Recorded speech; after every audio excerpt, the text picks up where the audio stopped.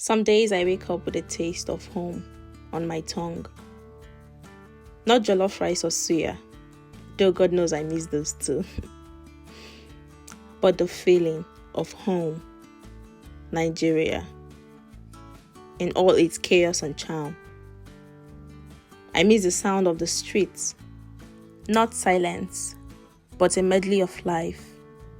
Hawkers calling out, "Buy your pure water, 20 naira." The distant beat of Afro beats playing from a neighbor's shop. The chatter, the laughter, even the occasional argument that somehow ends in laughter anyway. I miss the heat, not just the weather, but the warmth of people. The way strangers can become friends in 5 minutes while waiting for a keke. How the woman at the corner store knows your name, your favorite biscuits, and your mother's maiden name if you're not careful. I miss shouting, "NEPA!" And I also miss NEPA taking light and everyone just sighing in unison like, again? No panic, just candles. Generators rumbling like background music to the evening. How I miss food. Not the fancy stuff, but the roadside indulgence. Like roasted corn and pear, God. Gala and lacasera. Bolly with that pepper sauce. The kind of meals you eat standing up by a kiosk, licking your fingers with no shame. And also church on Sundays.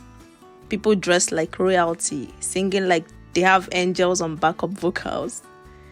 I even miss the aunties asking when you will marry, even though you're just trying to get your offering ready. I also miss going to the market to get my hair done, where the braiders in markets will just be dragging you left, right, and center. "Auntie, come, let me do it for you. I can do it. In fact, I'll give you a discount price." You know, all that good stuff. And 90% of the time, the hair turns out really nice. And just in case you're not Nigerian or African, let me just give you an idea of what a day could look like for an average Nigerian. The first signal wasn't an alarm clock, but the sharp, defiant crow of the neighborhood rooster. And then came the chorus of other roosters, goats bleating, and the distant hum of early bird generators turning up like sleepy old men stretching their bones. That simply means the day always began before the sun. You brush your teeth, wash your face, sweep the compound, and then you get to the kitchen. Cooking firewood to life. The scent of smoke and onions weaving through the morning air like a ritual. The clang of metal pots was both music and motivation. It meant akara would soon be ready, hot and crispy, or whatever it is you take for breakfast. The compound slowly coming to life. The Oba woman passing by the compound and shouting, "Oba!" Traders preparing their waves for the market, arranging peppers like rubies and tomatoes like red suns. Just everyone basically starting their day and going about their activities. Then in the afternoon, the sun held no mercy. It sat high and bold, coating everything in gold heat. The scent of red dust, sweat, and roasted corn filled the air. Kids played football barefoot on rough gravel, their laughter rising above the buzz of generators and the clatter of okadas weaving through a narrow street. Evenings were slower.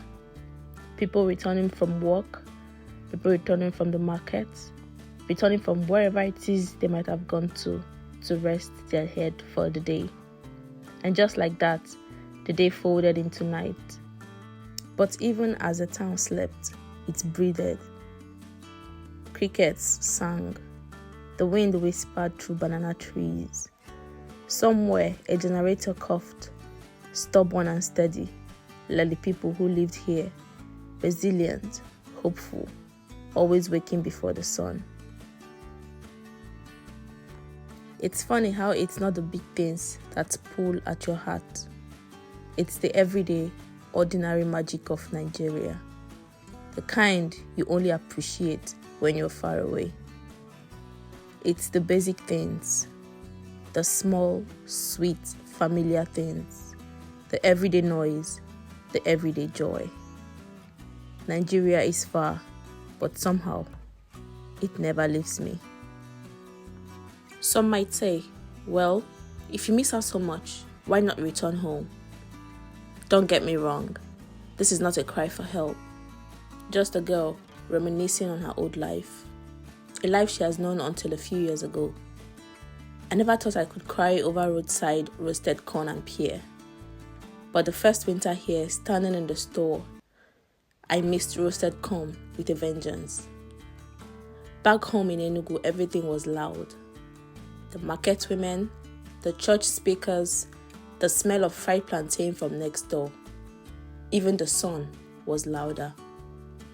But abroad, something new, a blend of home and the world. You can still say Omo Naija with pride, but now with a different accent. A few years have passed, slowly building a life that stretches across oceans.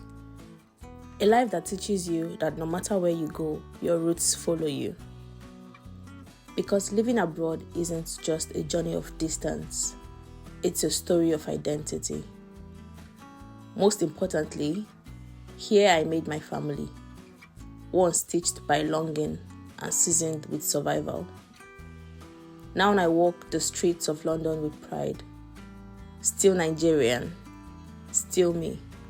Only now, I carry two words in my heart. One that raised me, and one I am learning to call home.